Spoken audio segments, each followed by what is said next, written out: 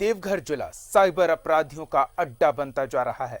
देवघर में साइबर अपराधी लगातार पांव पसार रहे हैं। मार्गो मुंडा, करौं, सारठ, पथरोल, घोड़मारा इनका गढ़ बनता जा रहा है और जामताड़ा के साइबर अपराधी इन्हें ठगी के गुर से खा रहे हैं।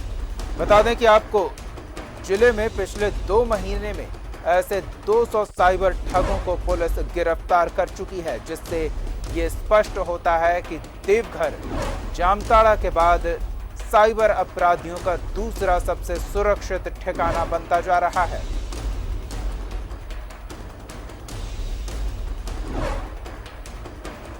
साइबर अपराधियों पर शिकंजा कसने की कवायद काफी तेज गति से हो रही है। एक और झारखंड पुलिस इसके लिए विशेष अभियान चला रही है। विशेष टीम का गठन किया गया है। जामताड़ा जो पहले साइबर अपराध को लेकर कुख्यात था, साइबर अपराधियों की शरण स्थली बताया जाता था, वहां पुलिस ने व्यापक अभियान चलाया। लगातार छापेमारी का दौर चला, जिसके बाद जामताड़ा के साइबर ठगों में पुलिस का खौफ देखने को मिला। और लेकिन कुछ ऐसे साइबर ठग जो इस धंधे को छोड़ना नहीं चाहते, अपराध की गलियों में ही उनका वक्त गुजरता है, वो अब जामताड़ा छोड़कर देवघर पहुंच गए हैं और देवघर को अपना सुरक्षित ठिकाना बना चुके हैं। इस बात को बल मिलता है पुलिसिया कार्रवाई के आधार पर मिले आंकड़ों से। बीते 2 महीने में 200 से भी अधिक ऐसे साइबर अपराधियों को देवघर के अलग अलग क्षेत्रों से पकड़कर पुलिस ने सलाखों के पीछे पहुंचाया है।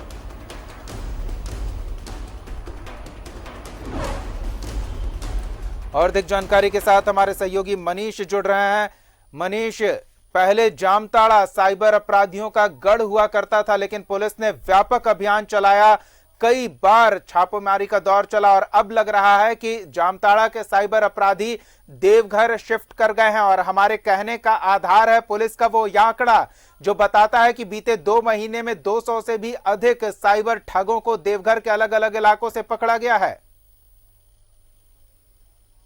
निश्चित तौर पर दीपक, आपने सही कहा। जो आंकड़े बता रहे हैं वो यही कह रहे हैं कि जामताड़ा से जो सीमावर्ती जो देवघर का जिला है, मार्गो मुंडा, सारठ, उसके बाद मधुपुर, इन इलाकों में ही वो लोग सक्रिय हैं। और खास बात ये है कि ये लोग झाड़ियों में या गांव के खेतों में किनारे होते हैं, घर पे ये नहीं होते हैं।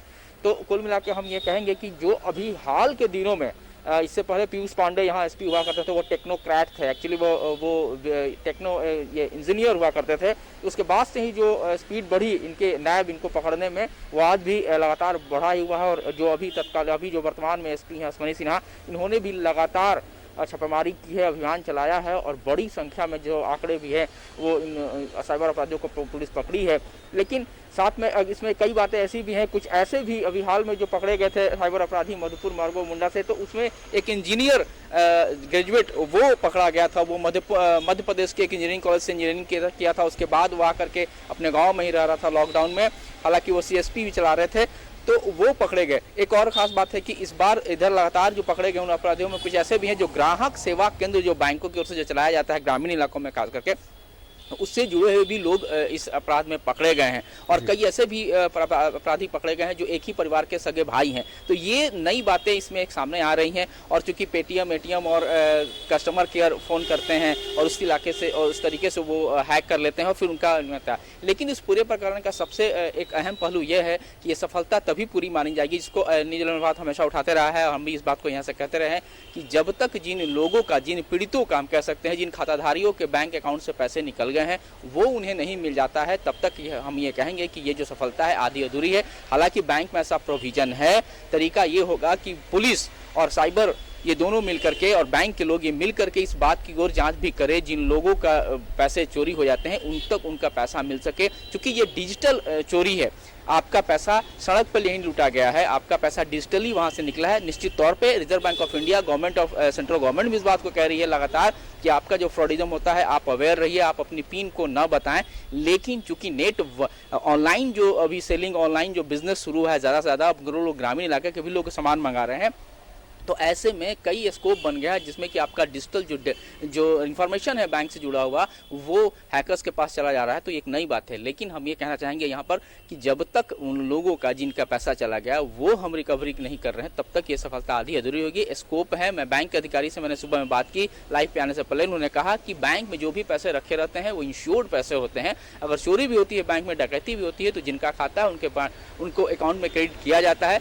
तरीका ये होता है कि बैंक और पुलिस और एफआईआर जो डॉक्यूमेंट्स है वो देना पड़ता है उसके बाद। तो ये चूंकि एक विक्टिम है वो एफआईआर तक ही कर सकता है या फिर बता सकता है कि इस वक्त इस मोबाइल से फोन आया, वो डिजिटल जो है वो देगा। लेकिन आगे की जो प्रक्रिया है वो पुलिस खासकर साइबर पुलिस जो है वो और बैंक ये दोनों मिलकर के जब इस और आगे काम करेंगे तब उन लोगों का जिनका कि पैसा गया तो उनको वापसी होगी। इसके अलावा चूंकि उसमें ये जुड़ा हुआ है कि जो आय की जो संपत्ति वो अर्जित करते हैं, जो पैसा उन्होंने उड़ा लिया, गाड़ी खरीदा, गाड़ी तो बैंक ये पुलिस उठा लेती है, गाड़ी पकड़ में आ जाती है, लेकिन जो घर बिल्डिंग बने हुए हैं तो उनको भी फर्स्टेड किया जाए, उनकी अचल संपत्ति को भी रिकवर किया जाए, उनको छीना जाए उनसे। तो ये है। और दूसरी सबसे बड़ी बात यह है कि जब यहाँ पर एक इंजीनियर जो पकड़ा गया उस दिन सारे डॉक्यूमेंट्स थे पुलिस के पास, उसके बावजूद भी उनके पिता कह रहे थे कि मेरे बेटे को फंसाया गया है।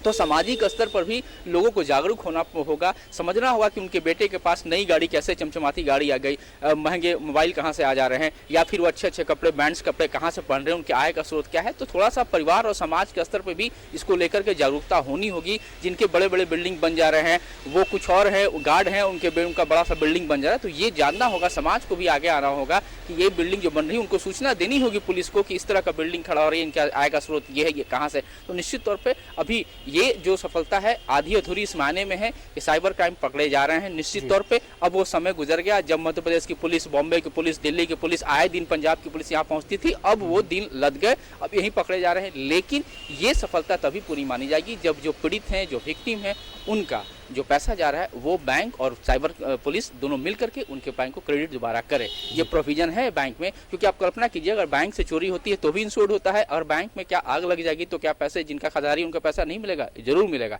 इंश्योर्ड होता है। लेकिन तरीका होगा। लेकिन इस ओर भी पुलिस और बैंक और खासकर साइबर क्राइम ये लोग मिलकर, साइबर पुलिस मिलकर करे ताकि ये सफलता पूरी मानी जाएगी। दीपक। बिल्कुल, धन्यवाद मनीष इन तमाम ताज़ा जानकारियों और बातचीत के लिए। तो साइबर अपराध पर नकेल कसने के लिए पुलिस हर संभव प्रयास कर रही है, लेकिन पुलिस को ये भी देखना होगा कि किस तरह से इन अपराधियों द्वारा जो आम लोगों को नुकसान पहुंचाया गया उसकी जल्द से जल्द उन्हें भरपाई हो।